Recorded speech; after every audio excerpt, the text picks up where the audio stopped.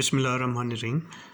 आज हम बात करेंगे वोल्टेज ड्रॉप 101 बेसिक्स के ऊपर बात करेंगे कि ऑटोमोटिव जो इलेक्ट्रिकल सर्किट होते हैं उसमें वोल्टेज ड्रॉप क्या चीज़ है और उसके मीनिंग क्या है और किस तरह से वोल्टेज ड्रॉप के जो टेस्ट है वो हमें हेल्प करेगा। जो इलेक्ट्रिकल ट्रबल शूटिंग है, सर्किट की जो ट्रबल शूटिंग है फिज़िकल सर्किट की, उसमें ये टेस्ट कैसे हमारी हेल्प कर सकता है। गाड़ियों में electrical system mostly electrical system है। Almost every system consist of somehow electronic या इलेक्ट्रिकल सर्किट के ऊपर कंसिस्ट करता है और उसमें बारहा ऐसा होता है कि प्रॉब्लम सर्किट की वायरिंग के अंदर होते हैं। इवन जो कंपोनेंट लेवल पे भी जो इश्यूज़ हैं वो भी वोल्टेज ड्रॉप से टेस्ट हो सकते हैं। जनरली हमारे जो टेक्नीशियन हजरात हैं उनको दो चीज़ों पे अबूर हासिल होता है जिसकी मदद वो ले रहे होते हैं सर्किट को चेक करने के लिए, सर्किट को ट्रबल शूट करने के लिए। उसमें एक तो है वोल्टेज का चेक कि वोल्टेज आ रहा है कि नहीं आ रहा। दूसरा जो चेक है वो रेजिस्टेंस चेक कर लेते हैं या कंटिन्यूटी चेक कर लेते हैं। ये कंटिन्यूटी तो मैक्सिमम यूज़ किया जाता है और वोल्टेज और कंटिन्यूटी ये दो चेक्स हैं जो जनरली परफॉर्म किए जाते हैं। वोल्टेज ड्रॉप एक ऐसा टेस्ट है जो इससे थोड़ा सा एडवांस है और इससे डायग्नोसिस बहुत आसान और बहुत इजी हो जाती हैं और इसमें जो हमें इंटरमिटेंट मिलता है कि जी कभी रेजिस्टेंस आ रही है, कभी कंटिन्यूटी आ रही है, कभी कंटिन्यूटी नहीं आ रही, कंटिन्यूटी आ रही है बट फिर भी सर्किट प्रॉब्लम दे रहा होता है। तो वो इस तरह के प्रॉब्लम्स होते हैं जहाँ पे हमारे इलेक्ट्रिशियन हजरात बहुत ज़्यादा टाइम उनको स्पेंड करना पड़ता है क्योंकि उनकी बेसिक नॉलेज नहीं होती वोल्टेज ड्रॉप टेस्टिंग की। वोल्टेज ड्रॉप टेस्टिंग का जो 101 है उसको हम स्टार्ट करेंगे अभी।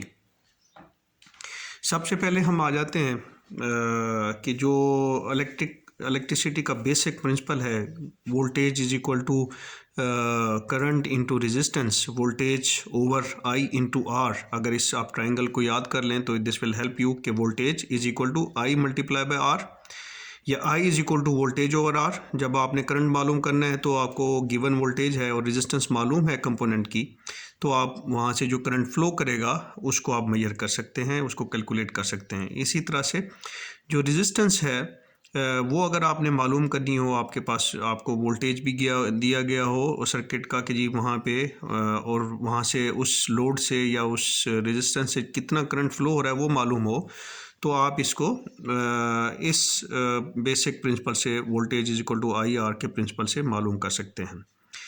अब जो मेन चीज़ है,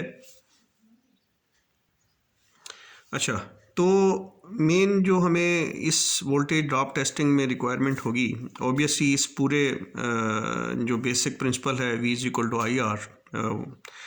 तो वंस एक चीज़ मैं जस्ट, अगर आप यहाँ पे इस ट्राइंगल के अंदर आई के ऊपर हाथ रखें तो it is V over R, R के ऊपर हाथ रखें तो it is V over I, V के ऊपर हाथ रखें तो it is I is equal to R. अब इसमें जो मेन चीज़ अब आ जाती है करंट और रेजिस्टेंस का आपस में ताल्लुक़। ये इन्वर्सली प्रोपोर्शनल होते हैं आपस में कि जैसे जैसे आप रेजिस्टेंस बढ़ाते जाते हैं आपके सर्किट के अंदर रेजिस्टेंस बढ़ती जाएगी, आपका करंट जो ड्रा हो रहा होगा सर्किट के अंदर वो ड्रॉप होता कम होता जाएगा। अगर आपकी रेजिस्टेंस कम होती जाएगी तो आपका जो करंट है वो बढ़ता जाएगा। यही वजह है, ये जो बेसिक, इसी की वजह से जब आप एक तार को वोल्टेज के जो पॉजिटिव और नेगेटिव टर्मिनल को अगर शॉर्ट होता है तो ये तार बहुत माइनर रेजिस्टेंस होती है और इसको जनरली हम कंटिन्यूटी कहते हैं और कहते हैं कि ये रेजिस्टेंस नहीं है। जब रेजिस्टेंस नहीं है, इस रिलेशन को अगर आप देखें कि ये रेजिस्टेंस नीचे बिल्कुल ज़ीरो की तरफ चलेगी तो करंट इन्फिनिटी की तरफ चला जाएगा, मैक्सिमम हो जाएगा। तो यही वजह है कि बैटरी के दो टर्मिनल को जब भी शॉर्ट करेंगे किसी तार के साथ, किसी मेटालिक बॉडी के साथ जिसमें रेजिस्टेंस बहुत कम है, तो बहुत ज़्यादा करंट ड्रा होता है, यहाँ से फ्लो होता है क्योंकि उसको रेजिस्टेंस कोई नहीं है। जब वो बहुत ज़्यादा करंट फ्लो होता है, वो लिमिट नहीं होता करंट, वो इन्फिनिटी की तरफ जा रहा होता है, तो यहाँ से फिर बर्निंग और धुआं और इवन बैटरी यहाँ पे एक्सप्लोड भी कर जाती है। तो ये रिलेशन बहुत ज़्यादा इम्पॉर्टेंट है। इस रिलेशन को हमें बिल्कुल अजबर करने की ज़रूरत है कि रेजिस्टेंस और करंट वायर के अंदर बहुत माइनर रेजिस्टेंस होती है जिसको जनरली हम कंसीडर करते हैं कि वो ज़ीरो है, वो कंटिन्यूटी है। हाउएवर हर जितना भी अच्छे से अच्छा मटेरियल हो, जो भी कोई ऐसी चीज़ हो जिसकी रेजिस्टेंस कम है, उसमें कुछ ना कुछ रेजिस्टेंस होंगी। प्योर ज़ीरो रेजिस्टेंस के साथ कोई एलिमेंट, कोई मेटल एग्जिस्ट नहीं करता यूनिवर्स के अंदर। अब हम वापस आते हैं वोल्टेज ड्रॉप 101 की तरफ। ये तो हमने बेसिक्स इलेक्ट्रिसिटी की बात कर ली कि सिंपल एक हॉर्न सर्किट हम लेते हैं जिसके अंदर एक साइड पे बैटरी का पॉजिटिव टर्मिनल है और नेगेटिव टर्मिनल हमारा गाड़ी की बॉडी के साथ ग्राउंडेड होता है, जिसको ग्राउंड साइड कहते हैं। इसमें ये वायर लगी हुई है और वायर के एक टर्मिनल पे हॉर्न है और दूसरे टर्मिनल पे ये थोड़ी सी फिगर ख़राब हो गई है। ये अगेन ये वायर है सीधी और ये आके एक स्विच आ रहा है जो कि राइट नाउ इस वक्त ओपन पोजीशन में है। स्विच का जो दूसरा टर्मिनल है वो बॉडी के साथ ग्राउंडेड है, अर्थ है, यानी कि वो बैटरी टर्मिनल के साथ बेसिकली अर्थ हुआ है। तो अगर हम ये स्विच ओपन है तो इसका मतलब ये एक ओपन सर्किट है और हॉर्न बजेगा नहीं। जिस तरह से गाड़ी का एक हॉर्न होता है, गाड़ी का हॉर्न गाड़ी के अंदर स्टीयरिंग के ऊपर अवेलेबल है। तो जब आपने प्रेस नहीं किया हुआ तो स्विच ओपन है और ये कंप्लीट सर्किट ओपन है। किसी भी सर्किट को ऑपरेट करने के लिए, उसमें से करंट फ्लो करने के लिए ज़रूरी है कि वो सर्किट की कॉन्टीन्यूटी हो पॉजिटिव टर्मिनल से नेगेटिव टर्मिनल के दरमियान, बीच में उसके ये लोड अवेलेबल है। ये हॉर्न बेसिकली है।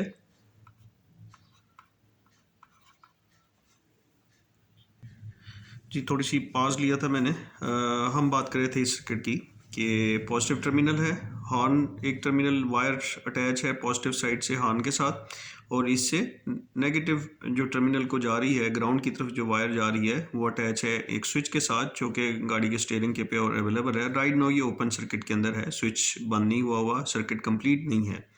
एक सर्किट को कंप्लीट होने के लिए ये कंप्लीट सर्किट बिल्कुल स्ट्रेट चाहिए होगा, यहाँ पे कोई ब्रेक नहीं होना चाहिए, तो तब ही करंट फ्लो करेगा। अब करंट फ्लो करने के लिए ज़रूरी है कि वोल्टेज आपके पास होने चाहिए, आपके पास ये पॉजिटिव टर्मिनल होना चाहिए, नेगेटिव टर्मिनल चाहिए और बीच में कंटिन्यूटी होनी चाहिए, तो तभी करंट फ्लो करेगा। अब अगर मैं ये एक वोल्ट मीटर है जो कि अभी मैंने इसको डीसी वोल्ट के ऊपर सेलेक्ट किया हुआ है और इसकी जो ब्लैक वाली ग्राउंड वाली है लीड वो मैंने इस टर्मिनल पे अटैच की हुई है जो कि ग्राउंड साइड के ऊपर है हॉर्न के। अब अगर मैं इसकी जो टेस्ट लीड है जो नेगेटिव जो रेड कलर की होती है उसको अगर मैं यहाँ पे रखूँगा तो what is going to happen, इसमें होगा ये कि मुझे 12 वोल्ट पूरे मिलेंगे। बावजूद इसके कि याद रखिए कि हॉर्न बेसिकली क्या है, ये रेजिस्टेंस है, ये लोड है और लोड हमेशा रेजिस्टेंस ऑफर करता है। लेकिन जब भी सर्किट ओपन है तो करंट फ्लो नहीं कर सकता। जब करंट फ्लो नहीं कर सकता तो रेजिस्टेंस डजंट मैटर। ये एक ऐसा कॉन्सेप्ट है जो वोल्टेज ड्रॉप में बहुत बेसिक कॉन्सेप्ट है, जो बहुत इवन मैंने देखा है कि जो पढ़े लिखे हजरात हैं, इंजीनियर्स हैं, उनकी अंडरस्टैंडिंग भी इस कॉन्सेप्ट को में नहीं होती। उनके मुताबिक कि रेजिस्टेंस है तो रेजिस्टेंस ऑफर हो रही है, तो यहाँ पे ये जो सोर्स के वोल्टेज हैं वो यहाँ पे नहीं होने चाहिए। हालांकि रेजिस्टेंस कोई मैटर नहीं रखती। रेजिस्टेंस क्या है, एक मेटल है, मेटल का जो कि लेस कंडक्टर है, लेस कंडक्टिव है, उसकी कंडक्टेंस कम है करंट को पास कराने की। तो करंट जब पास ही नहीं हो रहा तो रेजिस्टेंस का तो कोई मतलब ही नहीं है। तो ये एक्ट करता है जब वो आगे ओपन सर्किट है, नेगेटिव साइड नहीं है, तो ये लोड इसको वोल्टेज लोड के तौर पे लेता ही नहीं है, देखता ही नहीं है। वो ये देखता है कि मुझे कंटिन्यूटी है तो मैं यहाँ पे भी 12 वोल्ट अवेलेबल हूँ। अगर मैं इसी लीड को यहाँ पे भी रखूँगा तो यहाँ पे भी मुझे 12 वोल्ट ही मिलेंगे।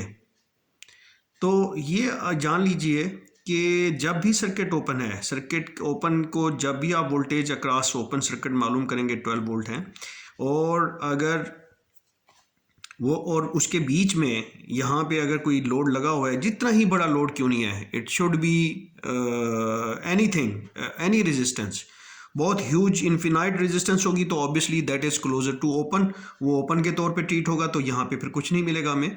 But it is a finite resistance है, तो फिनाइट रेजिस्टेंस जब उसमें से करंट फ्लो ही नहीं करता, तो रेजिस्टेंस और करंट ये दोनों इंटरलिंक कॉन्सेप्ट्स हैं। कभी भी बग़ैर रेजिस्टेंस के करंट को हम, बग़ैर करंट के रेजिस्टेंस को हम बात कर ही नहीं सकते हैं। तो करंट जब पास होगा तो फिर ही आप रेजिस्टेंस की बात करेंगे। करंट जब पास करने के लिए वोल्टेज के लिए पैसेज पूरा कंटिन्यूटी अवेलेबल होगी तो तब। अब अगर मैं इस स्विच को यहाँ पे मिला देता हूँ तो मुझे यहाँ के ऊपर यहाँ पे भी 12 वोल्ट हैं तो यहाँ पे भी 12 वोल्ट हैं। याद रखिए मल्टीमीटर की ये जो दोनों लीड्स हैं ये दो टर्मिनल का डिफरेंस बताती हैं। अगर यहाँ पे भी 12 वोल्ट है यहाँ पे तो ये आपको ज़ीरो ही बताएंगे। तो दैट इज़ द रीज़न कि ये आपको कभी नहीं बताएगा।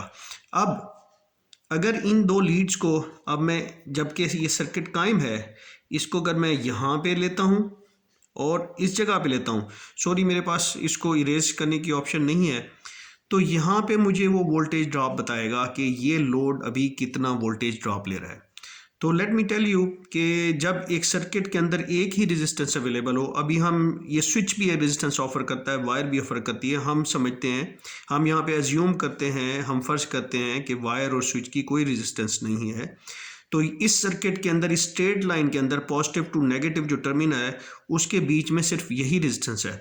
तो जितना भी वोल्टेज होगा, जो सोर्स का वोल्टेज है यहाँ पे जो कि 12 वोल्ट है, जितना भी 12 वोल्ट है वो सारे का सारा अक्रॉस दिस रेजिस्टेंस ये ड्रॉप हो जाएगा। ड्रॉप क्या हो जाएगा, मतलब ये है कि अगर आप यहाँ पे टर्मिनल रखेंगे, इसका मल्टीमीटर की लीड रखेंगे और यहाँ पे रखेंगे तो आपको वोल्टेज अक्रॉस दिस लोड वो आपको ज़ीरो मिलेगा।